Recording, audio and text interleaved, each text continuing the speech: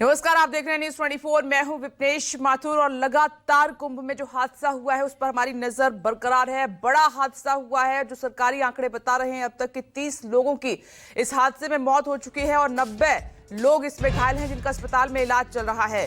तो प्रयागराज महाकुंभ भगदड़ अपडेट आपकी टीवी स्क्रीन पर। ये इस वक्त की बड़ी खबर आपको बता रहे हैं। मौनी अमावस्या पर हुई भगदड़ में अब तक 30 मौतें हो चुकी हैं डीआईजी के मुताबिक और भगदड़ में 90 लोग घायल हैं जिनका अस्पताल में इलाज जारी है। सरकार लगातार अपनी नजर बनाए हुए। वहीं मृतकों के परिजनों को राहत के तौर पर 25-25 लाख की सरकार की तरफ से मदद की गई है और सीएम ने दिए हैं हादसे की न्यायिक जांच के आदेश। जिसने भी अफवाह फैलाई, जो भी इसके लिए कसूरवार है, अगर जांच में वो दोषी पाया गया तो सीएम ने कल ही बोल दिया था कि सख्त एक्शन होगा, सख्त कार्रवाई होगी, किसी को बख्शा नहीं जाएगा।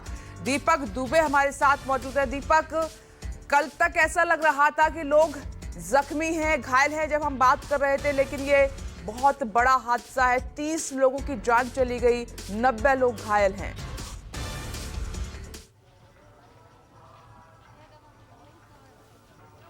जी, आपको बता दें कल शाम को प्रेस कॉन्फ्रेंस की थी डीआईजी प्रयागराज के वैभव कृष्ण ने, जहां पर उन्होंने साफ तौर पे कहा कि कुल 30 लोगों की इस पूरी घटना में मौत हुई है, जिसमें से अब तक 25 लोगों की पहचान हुई है, 5 लोगों की शिनाख्त होनी बाकी है। वहीं 90 लोग कुल बताए गए थे जब अस्पताल ले जाया गया था और 19 लोग इस पूरे मामले में घायल हुए हैं। कुछ ऐसे हैं जिनकी हालत गंभीर है। वहीं प्रशासन की तरफ से ये कहा गया है, जो डीआईजी वैभव कृष्ण ने कल मीडिया से बातचीत में कहा कि यह घटना घटी उस वजह से क्योंकि बैरिकेड को लांग कर या तोड़ कर जब भागे लोग, उसकी वजह से भगदड़ मची और लोगों की उसमें जान चली गई।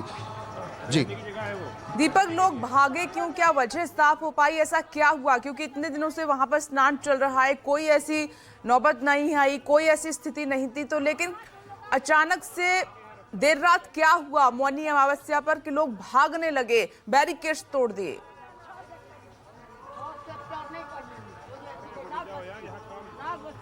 जी, आपको बताएं कि भीड़ बहुत ज़्यादा थी और ऐसे में भीड़ को कंट्रोल करने के लिए पैरामिलिट्री फोर्स और पुलिस की तैनाती बड़ी संख्या में की गई थी, लेकिन भीड़ बेकाबू हुई, बैरिकेड्स को तोड़ दिया। पुलिस प्रशासन लगातार अनाउंसमेंट कर रहा था, लोगों को रोक रहा था कि आप उठिए, आप जाइए, स्नान कीजिए, लेकिन जो भीड़ आई हुई थी वह सो रही थी।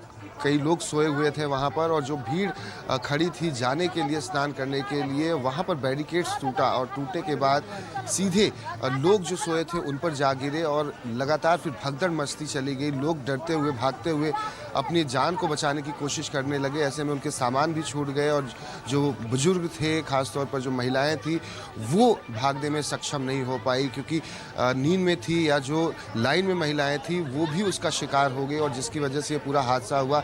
हालांकि डीआईजी की तरफ से साफ कहा गया कि इस पूरे मामले की जांच की जाएगी और जो भी क्या हुआ है इस पूरे मामले में आगे पता चल पाएगा। हालांकि मुख्यमंत्री योगी आदित्यनाथ ने तमाम जिलों के जिला अधिकारियों से, डीएम से देर रात तक बैठक की है वीडियो कॉन्फ्रेंसिंग के जरिए, चाहे वो प्रयागराज के डीआईजी हो या फिर एसपी, डीएसपी हो, मिर्जापुर के हो, प्रतापगढ़ के हो, सुल्तानपुर के हो, तो जितना पूरा क्षेत्र है प्रयागराज में, तमाम जो आने वाले श्रद्धालु हैं और बॉर्डर्स का जो इलाका है, सभी जगहों पर अब ज़्यादा सतर्कता बरती जाएगी और वहीं मृतकों के परिजनों को 25-25 लाख रुपए मुआवजा देने की बात कही गई है मुख्यमंत्री योगी आदित्यनाथ की तरफ से।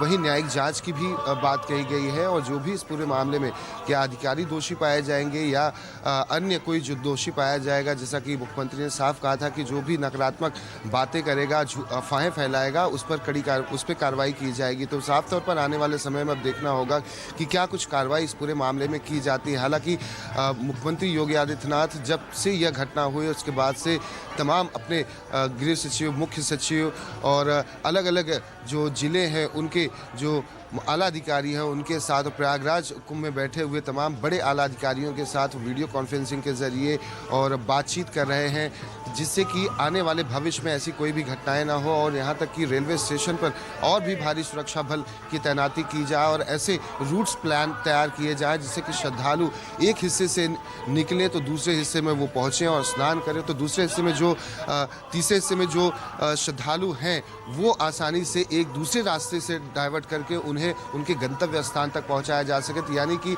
दोनों भीड़ को अगर अलग कर दिया जाएगा जिससे कि आगामी भविष्य में कोई भी हादसा ना हो, इसको लेकर अब प्रिकॉशन बरता जाएगा। सतर्कता के साथ इन पर तमाम जो आला अधिकारी हैं वो कार्य करेंगे। इसको लेकर साफ तौर पर दिशा निर्देश दिए गए हैं मुख्यमंत्री योगी आदित्यनाथ से। देश के गृह मंत्री अमित शाह हो या फिर प्रधानमंत्री नरेंद्र मोदी ने उनसे बातचीत कई बार की है और संवेदना भी प्रकट की है और मदद का भी भरोसा दिया है कि अगर केंद्र सरकार से कुछ भी मदद की जरूरत होगी तो राज्य सरकार के साथ केंद्र सरकार लगातार संपर्क में है और पूरी तरह से मदद करने के लिए सक्षम है और तैयार है। अब देखना होगा कि इस पूरे मामले में क्या कुछ न्यायिक जांच की जाती है और क्या कुछ साफ निकल कर सामने आता है कि आखिर वजह क्या रही जिसकी वजह से हादसा यह हुआ है। हालांकि जो अब तक के डीआईजी ने जो प्रेस कॉन्फ्रेंस की उसमें बैरिकेड्स की बात सामने आई है, बैरिकेड्स को तोड़कर लोग लांघ कर भागे और उसकी वजह से भगदड़ मची और लोगों की उसमें मौत हुई है। लेकिन ये सवाल अब मुख्यमंत्री उन आला अधिकारियों से पूछेंगे कि आखिर क्या कुछ व्यवस्था थी, जब पहले ही सरकार की तरफ से ये दावा किया गया था कि 8 से 10 करोड़ के करीब में श्रद्धालु मौनी अमावस्या के दिन आएंगे, यहाँ पर स्नान करेंगे, पूजन पाठ करेंगे और उसके बाद चले जाएंगे। हालांकि मुख्यमंत्री अब ने इस पूरे मामले को बहुत ही गंभीरता से लिया हुआ है कि ऐसा कोई हादसा भविष्य में पेश ना आए। यही वजह है कि कल शाम को जब मौत का आंकड़ा सामने आया और उसके बाद आपने देखा होगा कि मुख्यमंत्री योगी आदित्यनाथ काफ़ी भावुक हो गए थे और उन्होंने संवेदना प्रकट की है और पूरे मदद का भरोसा उन मृतक परिवारों को दिया हुआ है कि जो भी होगा राज्य सरकार की तरफ से वो मदद की जाएगी। जी दीपक, सवाल सबसे बड़ा यही है कि मौनी अमावस्या के कितने दिन पहले से मुख्यमंत्री योगी आदित्यनाथ ने कह दिया था कि 8 से 10 करोड़ वहां पर श्रद्धालु पहुंचेंगे और उसी तरह से जो प्रशासन अधिकारी हैं इंतजामात करें, व्यापक इंतजामात करें। उसके बावजूद भी ये सवाल तो उन तमाम अधिकारियों से पूछा जाएगा कि वो भीड़ वहां कैसे इकट्ठी हो गई, कैसे भगदड़ मच गई। जब मालूम था कि इतनी बड़ी संख्या में लोग पहुंचेंगे तो इस बात का क्यों ध्यान नहीं रखा गया?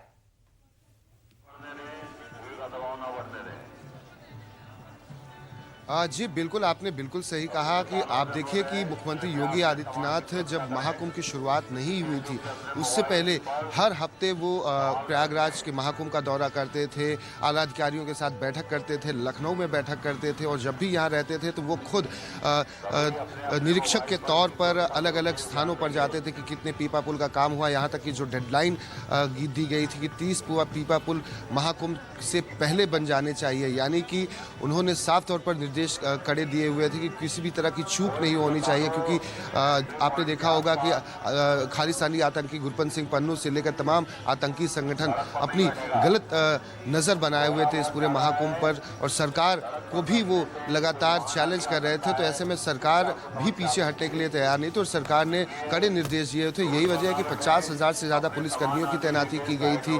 Black cat commando, paramilitary force, drone के जरिए, हेलीकॉप्टर के जरिए हर उस तरह से सुरक्षा अभेद किला बनाने की कोशिश महाकुंभ प्रयागराज में योगी आदित्यनाथ की तरफ से की गई थी। लेकिन ये चूक हुई है, बड़ी चूक हुई है और इससे कोई इनकार नहीं किया जा सकता है। यही वजह है कि आने वाले समय में देखिएगा शायद इस पूरे मामले में मुख्यमंत्री योगी आदित्यनाथ के द्वारा कोई एक बड़ा फैसला लिया जा सकता है, जहां पर अगर कोई भी दोषी पाया जाता है और इस पूरे मामले में अगर कोई आला अधिकारी भी जो दोषी पाया जाता है तो उस पर कड़ी कार्रवाई की जाएगी। और यहाँ तक कि आप देखिए कि मौनी अमावस्या से 2 दिन पहले भी मुख्यमंत्री योगी आदित्यनाथ प्रयागराज के महाकुंभ पहुंचे हुए थे और उससे पहले भी पहुंचे हुए थे जब अपने कैबिनेट के तमाम 52 कैबिनेट मिनिस्टरों के साथ पहुंचे हुए थे। तो उन्होंने बिल्कुल लगातार मुख्यमंत्री योगी आदित्यनाथ अपनी नजर बनाए हुए थे। दीपक, आप बने रहें। आज वहां पर हम देख रहे हैं कि वेदर भी काफी बदला हुआ है, फॉग है, विजिबिलिटी काफी कम है। बात करेंगे हम श्रद्धालुओं से। एक छोटा सा ब्रेक ले रहे हैं,